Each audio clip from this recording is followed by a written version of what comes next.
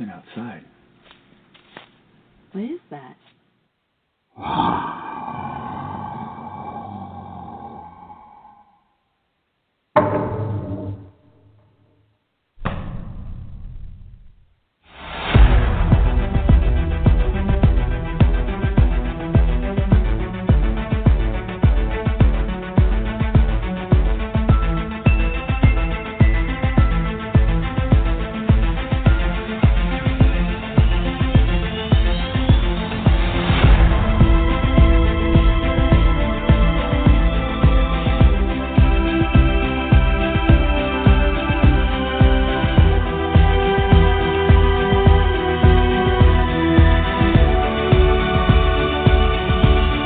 This is Monster X Radio.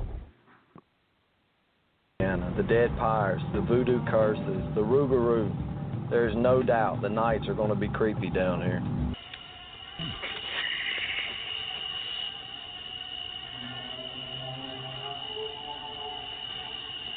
What is that sound?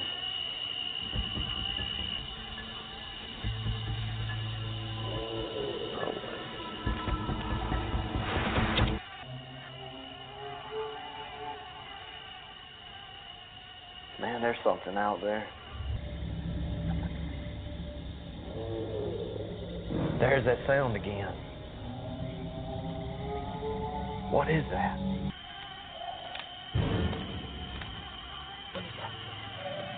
I don't know.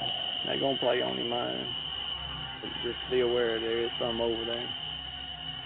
And I'm going to tell you, if this thing goes out, I ain't scared of what's going to come.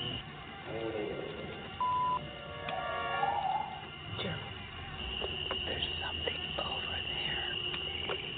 What did you say? I don't know. I just heard something. Something was just walking around over there. Heard it last, but I don't know where it is now. This place is full of just history. You hear that? Something's walking over there.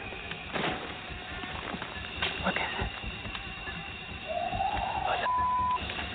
It's still there. What the is that? You hear it? Jeremy, what is that? Something walking over there. Looking at it. It's next to the tree. Oh my God, that is a face. And welcome everybody to Monster X Radio. Fantastic show lined up for you guys today. Of course, that there was a few clips from the show Naked and Afraid, Season 7, Episode 9, entitled Curse of the Swamp. And we got a great show lined up for you. Julie Rench is my co-host this evening. How you doing, Julie? Hey, Shane, I'm doing good. That just gave me goosebumps listening to that. Didn't it? It's crazy. You actually turned me on to this episode, and I've been watching Naked and Afraid for years now. I've had a friend that participated, ex-Marine, and we've had Trent Nielsen on the show before, and just really interesting show. The people that, all these characters, all these individuals from all walks of life that join the show, and you get to see them in the buff in all aspects. It's hysterical, but wow. And this show, this particular one, really grabbed my attention because of some of the possibilities and just the weirdness of it all. Of course, the show took place in Louisiana, and we're talking the Rougarou today. I'm going to bring on our guests here.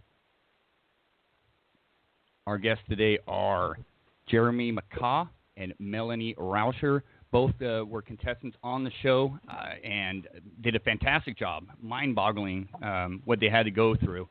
Jeremy and Melanie, how are you guys doing this evening? I'm doing great. How are y'all doing? Doing fantastic. Really happy to have you guys on the show. Jeremy, I'm going to start out with you. Can you tell me a little bit about your background and how you got involved with the show Naked and Afraid? Man, I'm just an outdoor country boy. So, I mean, when the show come on, I seen it back in 2013, I looked over at my wife and I said, well, get on that show one day. I said, you watch. And that's basically what started it. But, I mean, I grew up, you know, just always hunting and fishing and being outdoors and out in the woods. So it just seemed like a perfect fit for me. It's something I wanted to do, and it's an adventure, and it's an experience. Not many people get to have that experience. Not many want to do it. Pretty much what led me to it, man. Yeah, you just had the urge to do it. You have this kind of background. I guess you're a bit of a risk taker, and this just fit naturally, huh? That's all it is, man. Those of us that want to do it, we find out about it, we see it, and we just sit back and just, man, I got to get on there. You know, you're going to do it. You want to prove to yourself that you can do it. Obviously, it's not about money. There's no big prize at the end of this thing. Right. You're going out there just for yourself, you know, that you can show yourself that you can do this. That's what it's all about. That's what you take home from it. Mm-hmm. Well, you did. And Melanie, tell us a little bit about your background and what propelled you into getting involved with Naked and Afraid. Well, I am actually originally from Philadelphia, and obviously we don't have a whole bunch of wilderness out there. Pretty much just a concrete jungle. I moved out here to Arizona, and it's a complete opposite. You know, it's desert. So I do a lot of outdoors stuff. I go camping, backpacking, hiking, a lot on my own. And I just thought that it would be smart of me to be prepared with skills that I could use to save myself if I found myself in like a bad situation. So I started studying survival skills, and same thing with Jeremy. Like, I loved the show. It was one of my favorite shows ever, and just the challenge of it itself looked like it would be an incredible experience, and it would also be an excellent test of what I already know in survival. And if I could complete the challenge, then it would let me know I would be okay in like a survival situation. So I applied for the show, and I got picked to do it. And it did turn out to be one of the most incredible, unforgettable experiences of my life to this day. Wow. Well, you know, guys, going into this, you get the call. You guys are going to be on the show. You get your training, everything else. What was your experience day one? What were you expecting? Was it kind of what you were expecting, or was it just completely off the wall, crazy? Wow, wasn't expecting this. Well, for me, it's about what I expected it to be. This is my second time on the show, so I kind of knew what was going to go down. I knew how the production was going to be there, so I knew all that aspect of it. And then plus, it was in the swamp, and I know the swamp. Yeah. Even though I live up in North Louisiana, we filmed this down in South Louisiana, Morgan City, down there on Chapelot Basin. But I kind of knew what I was getting into. I knew the mosquitoes was going to be horrible. I knew the snakes was going to be everywhere. And I knew we was going to have alligators. A lot of that stuff I was prepared for, but there's some stuff that we're going to get into a little bit that I wasn't ready for. Melanie, how about yourself? Personally, I honestly don't think that there is any preparing for this challenge in particular. I had no idea. I'd never spent like a day in a swamp or any kind of a swamp environment, so I had no idea that mosquitoes were like the Louisiana state bird down there, which they're aggressive and they're huge. I had like no idea the abundance of, you know, snakes and just like I guess like biting wildlife down there that kind of keeps you on edge. I was totally out of my element there. I went in with a base knowledge of survival and, you know, just the skills themselves, but I had no idea or preparation for that exact environment. Because as you could see on the episode, I was kind of last minute brought in, so I had very little prep time. I didn't even have time to really think about what it meant. Right. Which kind of helped. Yeah, so you're exactly right. Jeremy, you started out with a different partner. I mean, you had someone out there with you, and what happened there before Melanie came along? I was out there with, her name was Michelle, and she lives up in Colorado, I believe. She gets out there, And like I said, I knew what we was getting into. And she just wasn't ready for the mosquitoes. I mean, that first night to me seemed like the absolute worst night of the mosquitoes. I mean, they was bad every night, but for some reason that first night, and the only reason why I could figure it was so bad that night, because we trekked on insertion all the way through the jungle, and I swear we must have took half the population of Louisiana mosquitoes right to where we was going to build our camp out. So we dealt with them all night long, and it mentally just breaking her down. And she was ready to go home, I think, on the morning of day 2. She was ready to go. And she chose to stay because I was wanting her to. She didn't want to leave me behind. Mm-hmm. And then we kept trying everything. You know, you see people put mud on you, and, man, that stuff don't work. It can help some, I don't know. But it was between me. I'm a guy, okay? I'm not one of the men that shaves. So I'm hairy. I got a hairy chest. So here I am walking around with dried up gumbo on me. And that mud is pulling my hair like I'm getting a wax job. That hurt. I got down into the river and washed that off. I'd rather deal with the mosquitoes. But I think it was on day 3, our first rainstorm come in, and just mentally where Michelle was at and with the rain and stuff, it just finished her off. And that's when she left out. She tapped out, me out there. And no hard feelings. I think she's an awesome person. I'm glad to meet her. I think I've had 3 women for partners so far on these shows, and I love all 3 of them. They're all great. Mel's my favorite. You better say Mel's your favorite. Yeah. Hey, the point now. You know I love all 3, but Mel's my number 1. Oh, thank you. You're my favorite, too.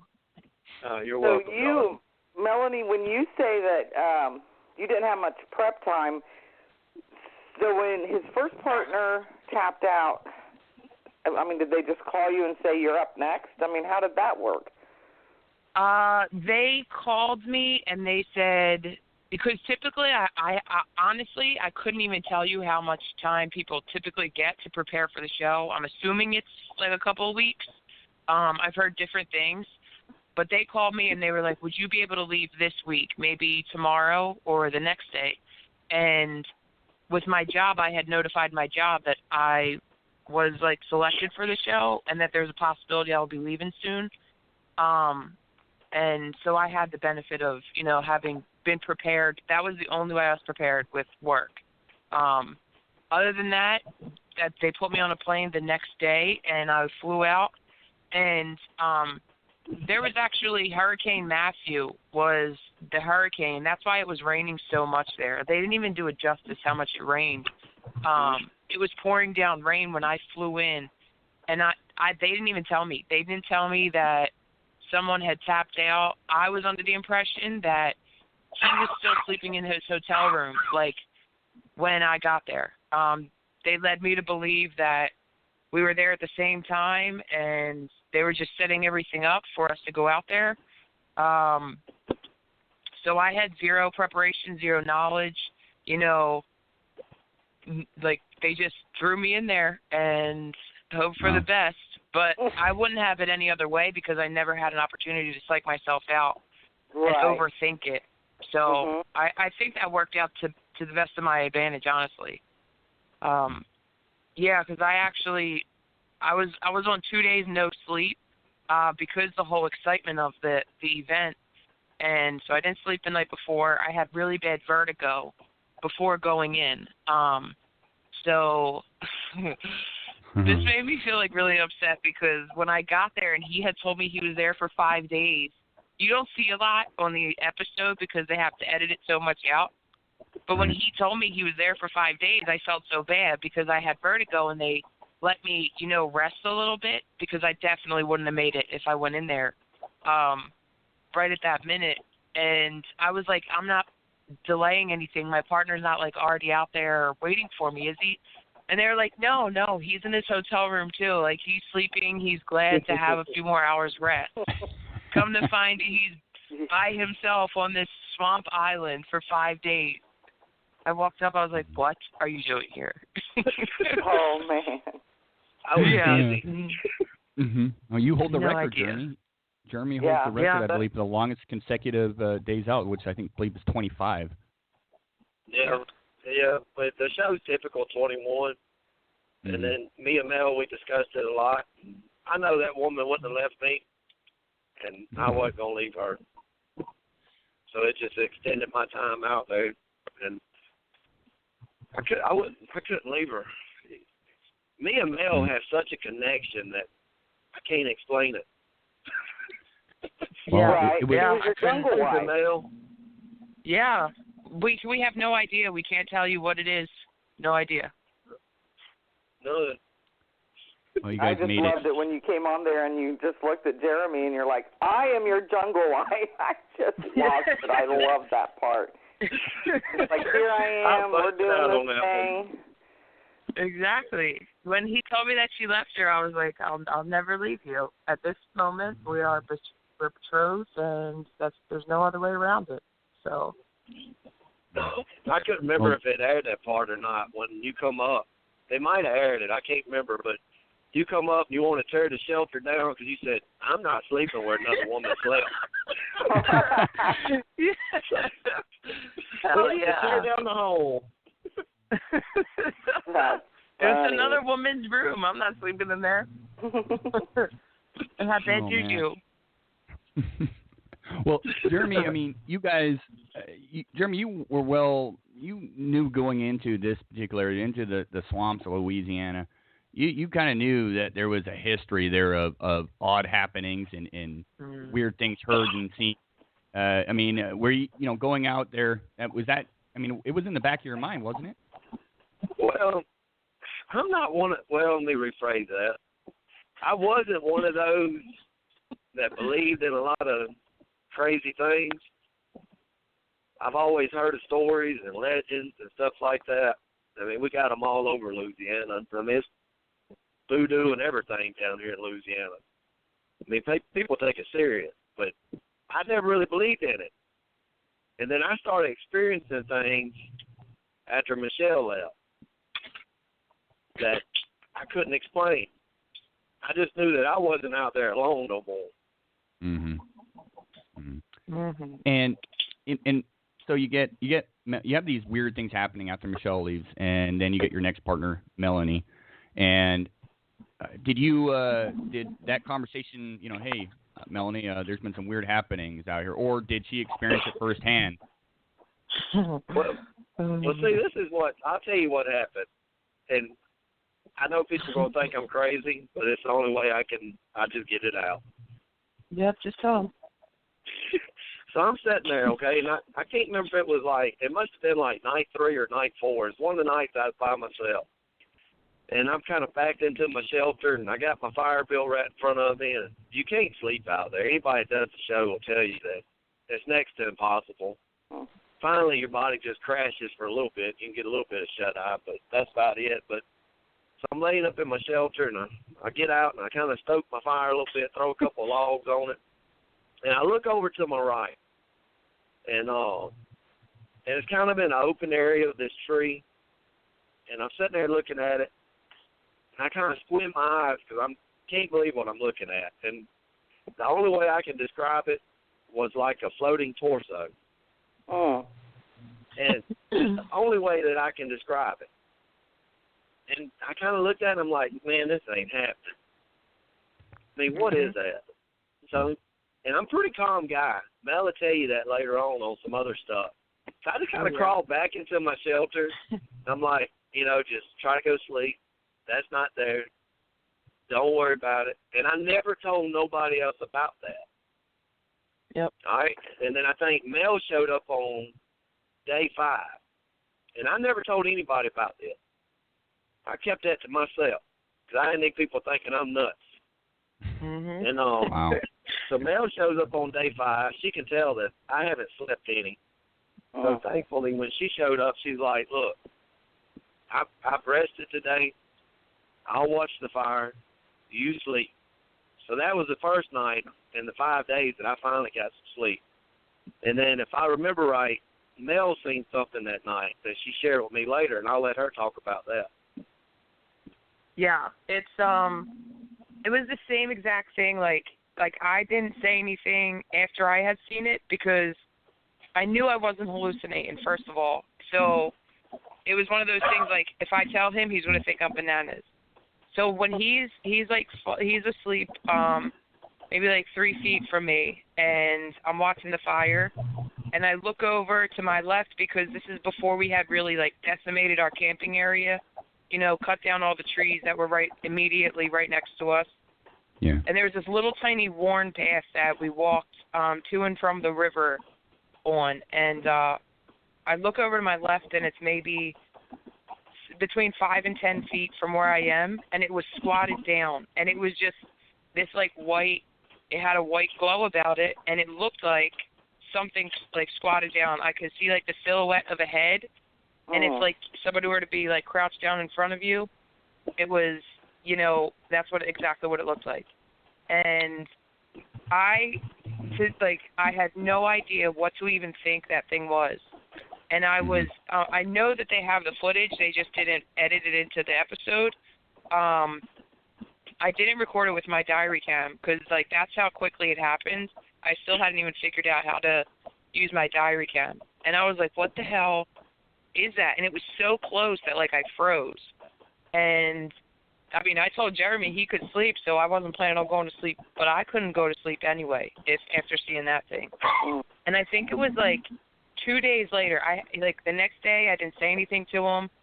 And I think it was, like, 2 days later he had started telling me about what he saw. He was like, I don't want to freak you out, because we did. We heard like noises all the time out there, and he was like, I don't want to freak you out or anything, but I saw something. And then he explained what he had just explained just now, and I was like, that's crazy, because, and then I explained to him what I saw.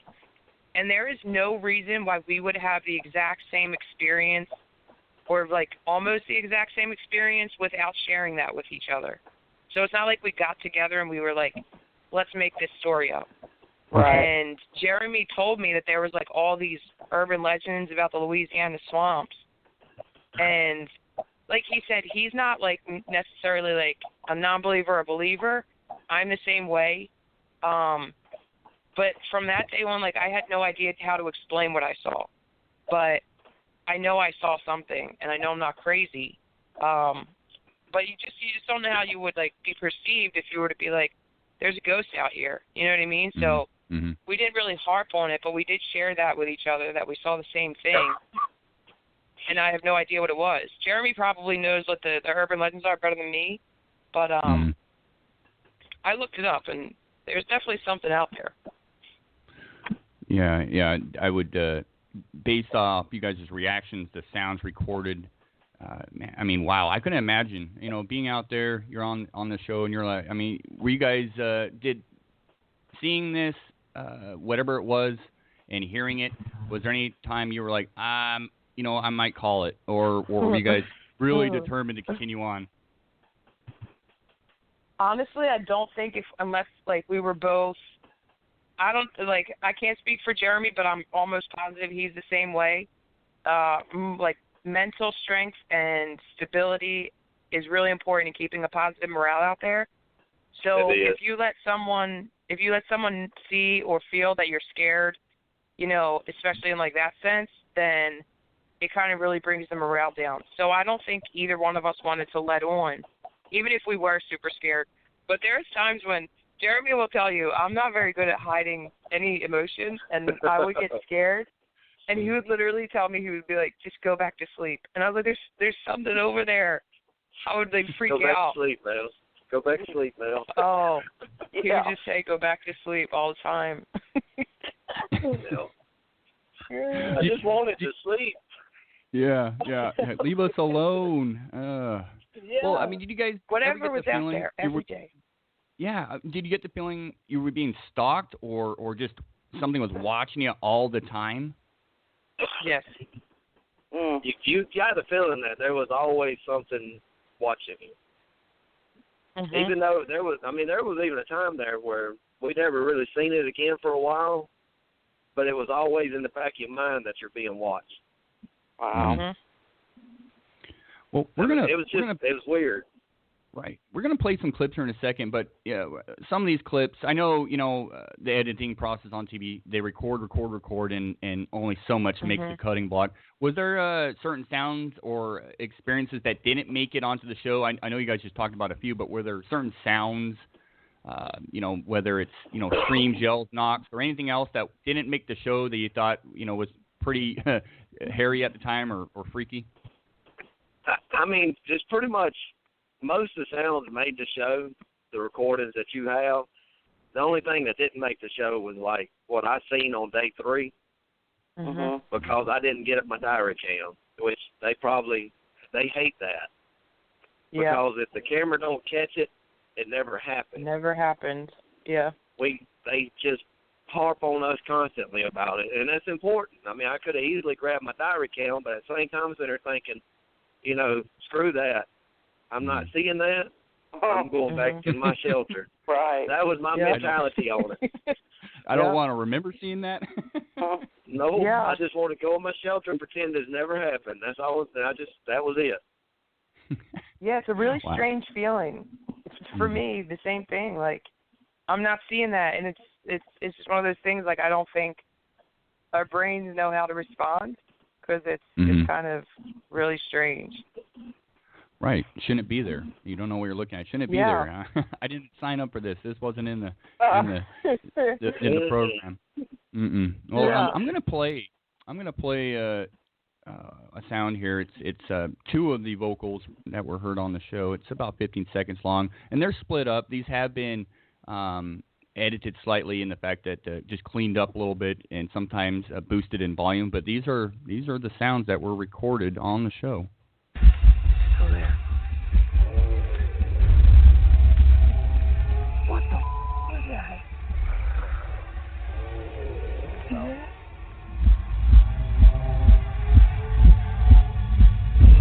What is that?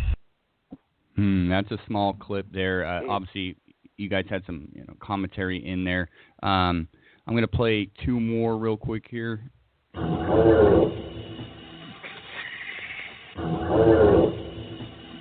This is Luke.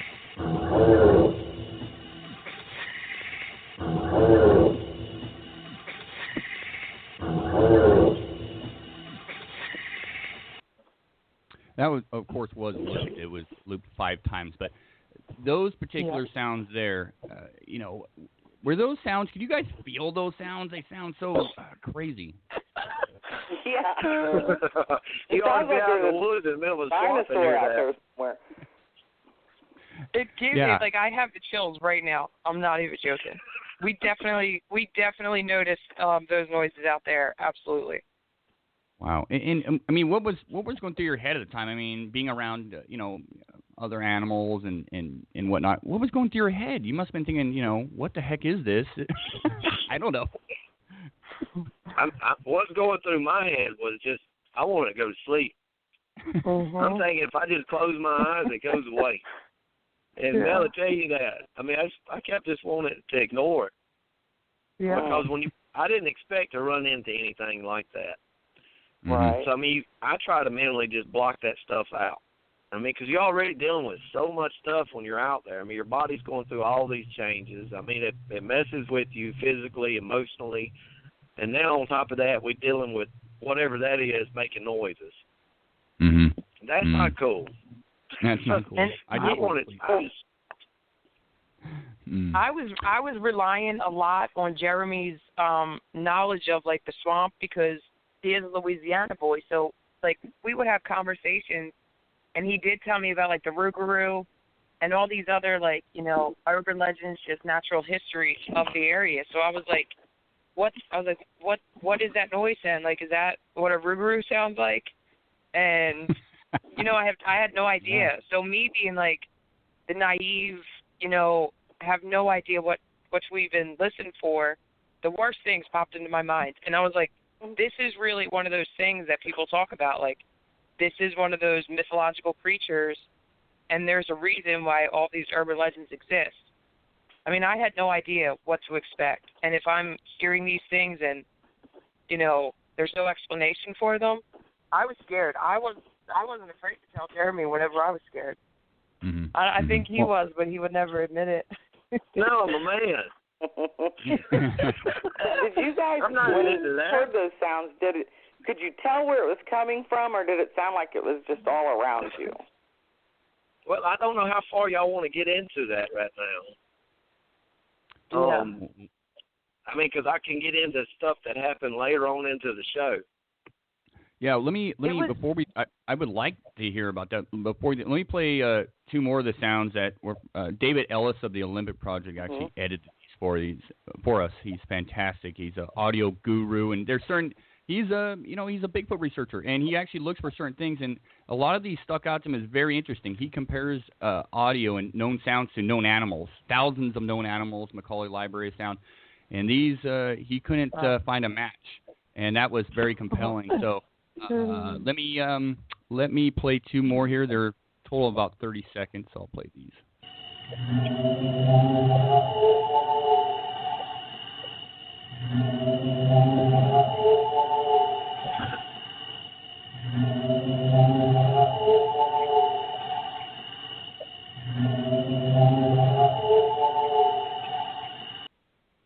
And of course that's looped. Here we go. Here's what David labeled a whoop.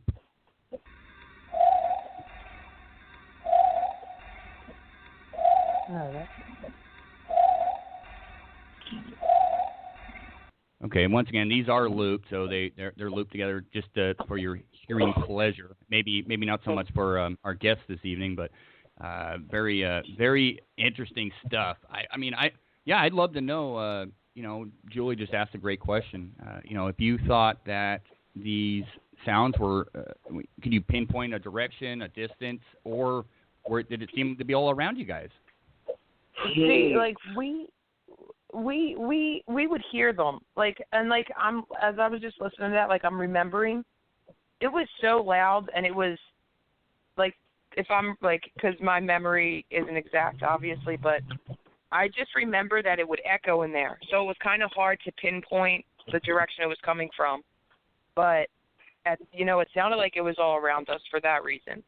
But we would, in the morning, when the sun would come up, the production crew would show back up, and we would ask them if they were messing with us. That's how, strange the noises were. And we couldn't figure it out because I knew those, in my own mind, I was like, that's not an animal that's making that noise. They have to be messing with us.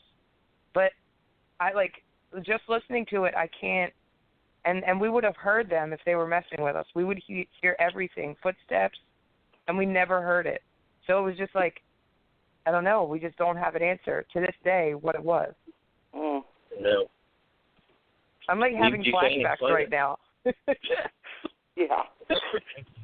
I mean, now, you guys heard in the swamp. some walking around too, something large was kind of shifting around just out of your sight?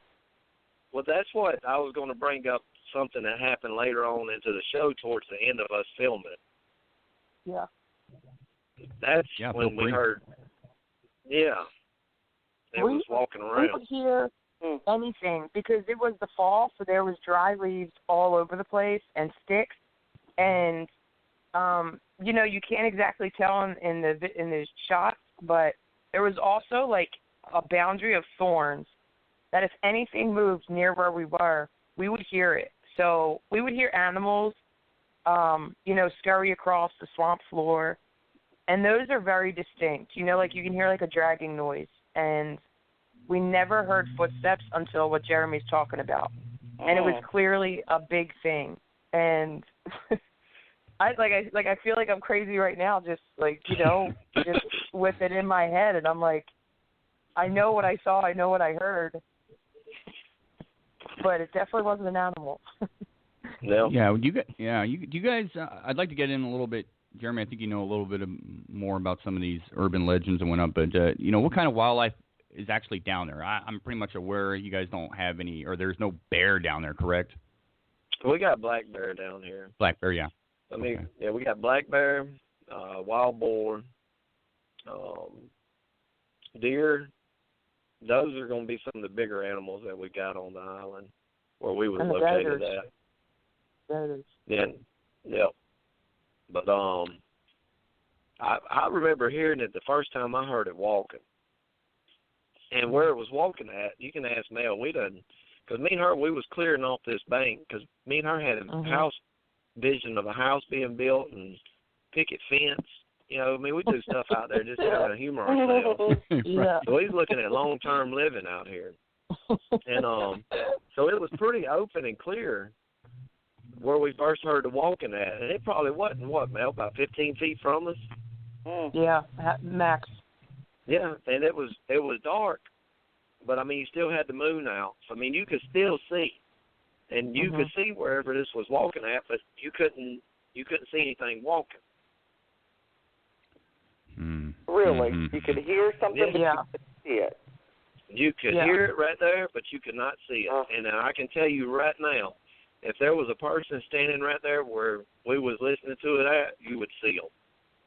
Absolutely. And we didn't see anything until Mel put the camera up and then kicked on the infrared. And when she done that, that's when Mel first seen what we caught on tape. Yeah. Yeah, which was a face, correct? Yeah. Yeah, I remember that part. Mel that was super creepy. Yeah, and like when we saw that, because that was the footsteps that I was talking about. Like, you know, it wasn't an animal. It was very distinct. Like, I like to science everything in my head, and it strides down to pretty even. And it was only a few steps, and then it stopped. And if we weren't looking through the camera, we couldn't see it. We could only see it if we looked through the infrared of the camera. Really? Yeah. That's when you seen it, with the infrared of the camera. And then the camera turned off. Yeah. Oh, yeah, and it had been charged recently, right? Yeah, that's when we were ready to go to bed.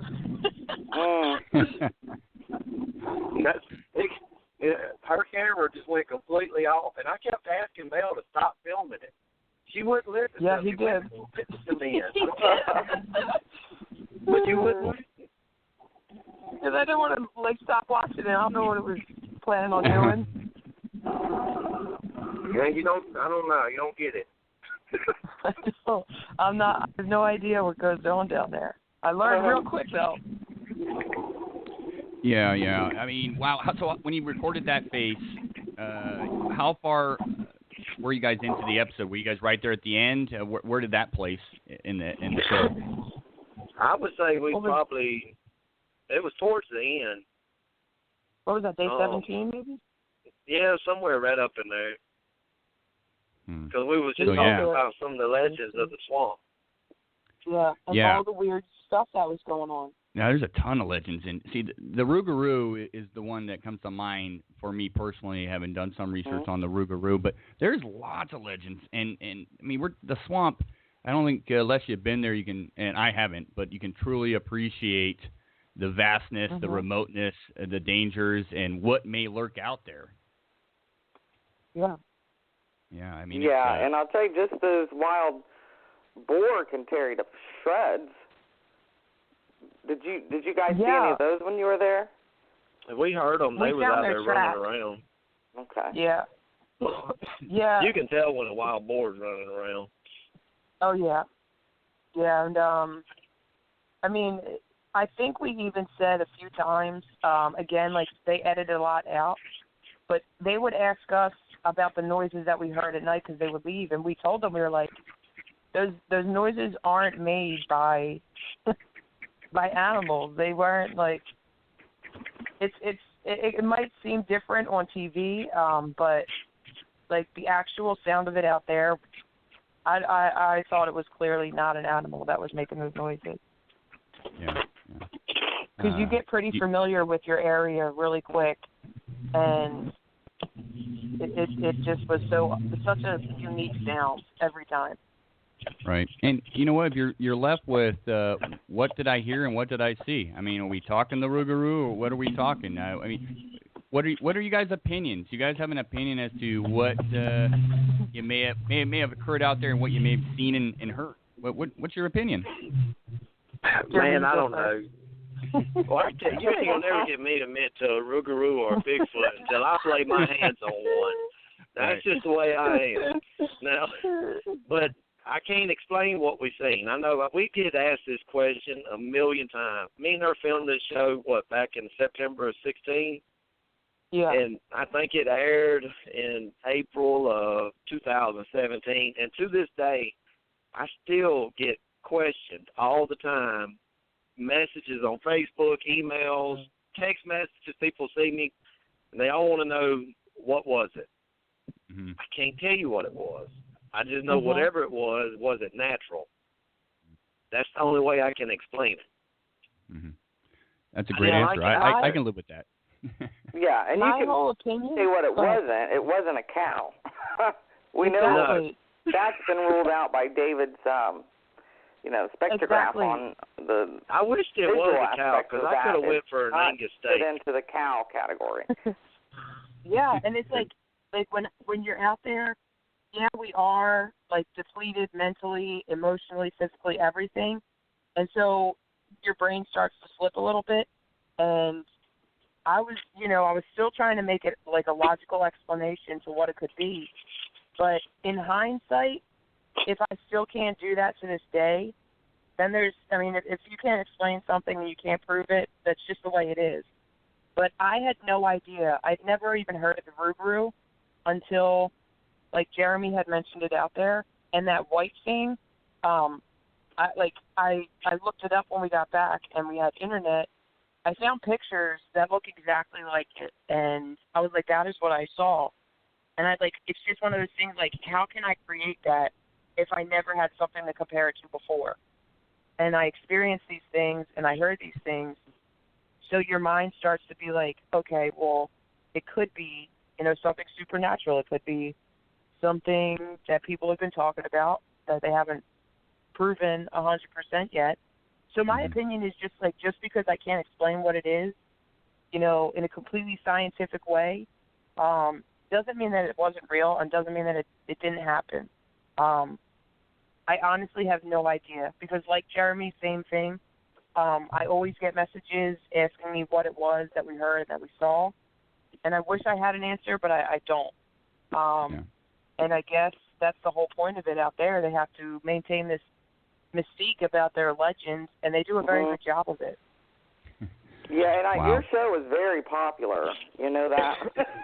I've heard people talk about it quite a bit, and I think it was because just your reaction to the events that were going on as they happened was so genuine. You could tell that, that wasn't something that was scripted. That wasn't something that you guys were made up or messing around to get ratings. You can tell that you, especially you, Melanie, when you saw that white face, you could just tell in your voice that you were like, what in the world is going on?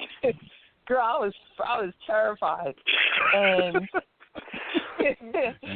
Jeremy was like, he would always maintain that, like, manly, like, nothing scares me. But there were times, and it was especially that night, when my camera cut off, and he kept telling me to stop filming it. And then I guess it's like, you're going to stop filming me now, That is very unusual. It's like, it blew my mind. And, I mean, when that happened, that's when we decided, we were like, all right, message received. We got my camera to start working. We actually had to call the medic to come and replace our battery. Because like Jeremy said before, they tell us if you don't catch it on camera, it never happens. So we called the medic and we couldn't get my thing to turn back on. So they brought us a brand new battery, still couldn't get it to turn back on. By the time we did get it on and we tried to film it again, it was gone. And that's the other thing. Like, what drew our attention to that area was the footsteps. And there was no footsteps that we heard of it running away. So it's not like it was somebody messing with us. Whatever it was, I have no idea. I mean, I have wild speculations, but, for the sake of sounding crazy, we'll just keep them in my head. I understand that. It's hard enough to imagine going out there knowing that you're going to be first of all, ate to death by mosquitoes. Oh, yeah. Then you have the alligators. Then you have wild boar, and you have all these other things that are the known fears. Then to get out there and have all this extra stuff, you guys, I give you props for hanging out there, especially Jeremy for 26 days. That's just incredible. Yeah. I had good company. I don't know. Yeah. I don't know how he did one night alone. I'm not even joking. I even said that. I was like, this is awful, and I don't know how he did it for one night. So he's a certified badass. Well, sure. like Joe Dirt says, just keep on keeping on. That's right. Well, you're both I just certified love the attitude badass. that you guys have, because you're a huge inspiration to me, Melanie, because I just was amazed at how brave you were, especially when you walked out on that tree and the snake was out there. You were out there to try to get the fish cage. Oh, well, thank you. And trust me, I was like, you hated every minute of that, and it was very obvious that you were like, I'm doing this thing. I don't know that I could have done that. Oh, I was trembling with fear. I don't remember a time that I've ever been that physically scared in my life. And that's like Jeremy and I were talking about before we have this connection. I don't know that I would be able to, power through. We just fed off, each other's energy in that way. So it kind of helped us drive and fight past our fears and our exhaustion and stuff like that, because we wanted one another to succeed, and we wanted to succeed as a team. So I think, honestly, my drive to see us both succeed is what helps me when I was out in that log, because that was one of the single most terrifying moments of my life. Yeah. Amazing stuff, guys. What you're done with the show now. What do you guys got going on down the road? Anything? You guys gonna be back out there keeping on? If Discovery calls, me and her will definitely keep on keeping on. I mean, that's pretty much what we wait on. Yeah. Next thing, next adventure. I mean, both of us are adventure seekers. Mm-hmm. Yeah. I mean, we'll take on the Edge Islands. Yeah, if they called me once every month for the rest of my life, I would do it every month. Wow. Every month. It's a great experience. I quit working. Yeah. Full time. Well, hopefully they call you guys back. I'd love to see you guys back on the show. I think you guys did an amazing job. You guys went through hell and back. Oh, man, you guys are stellar in my book, and hats off. But I just want to thank you guys for joining Monster X Radio here. And you know what? If you guys ever have any other weird experiences like that, love to have you back on the show. Well, absolutely. Absolutely. I'd rather not. But if y'all ever want to go experience it in person, you just call us up. We'll be glad to give y'all a tour of the island. Well, I'll tell you what. I will tell you this. Love that. Just, that island's owned by an older lady. And she couldn't come out on set. I mean, she just wasn't in shape to get out of the boat and come on set or anything. But she made mention, she brought up, after all this happened, she asked the crew, we found out about this later, she asked the crew if we have seen anything strange on that island that we can't explain. She knew something was on that island. Mm-hmm. She could have gave us a heads up. Yeah. Wow. Maybe we were her guinea pigs. I think she was. That's what she was thinking we was. But what she was thinking, or what she was talking about, was the pirate Jean Lafitte. He buried treasure on that island, the pirate Jean Lafitte. Back, I think it was 1800s, 1700s, Mel, do you remember? Yeah, I remember. It was back around them dates, but he would come in on the island out of the Gulf and come in on that island up through the basin. And the legend has that he buried treasure on that island, on that exact island. And there was a family that lived on that island.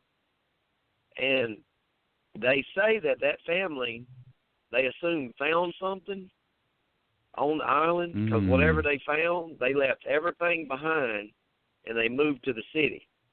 back into Morgan City. They left out of the island. And that's what they were talking about. Whatever they found gave them money, because back then you didn't live in the city unless you had money. And so they say the spirit, the ghost of Jean Lafitte still walks that island looking for his buried treasure. Well, I got a pitch for you. You know, you have the reality show on TV, The Curse of Oak Island. Why not get you guys on board for a show called Curse of Swamp Island? Curse of Swamp Island. I think that would be awesome. So why as don't long y'all as we just can come leave out there a nightlight and on. Pitch a tent. Pitch a tent and Heck come check it out. But I am not spending nights out there in the dark anymore, I'll tell you that. Oh, yeah. I might have to take a trip there. I'm telling you, I'm a little bit of an adventure seeker. I'm not going to compare myself to you guys. I might want to get freaked out a little bit. It sounds like it sounds that fun. Would be Oh, it is thrilling, trust me. Oh. Well, guys, it's been a fantastic show. You guys are very just a fun group. We hope to see you back on TV. And for those out there listening, if you guys want to catch this episode, it's Season 7, Episode 9, Curse of the Swamp, Naked and Afraid on Discovery Channel. Catch it. It's great. It's one of the best. And we appreciate you guys coming on. I've been We're so excited to hear your story. I appreciate it. If you haven't caught our episode 2, you can go to Discovery Go. You can pull up all the past episodes, including ours. And also, last Sunday at 8 Central, started up the new season of Naked Afraid. So the new season kicked in right now. So anybody that people that listen to the radio want to tune in to catch the episodes, there's going to be some great episodes coming up this season.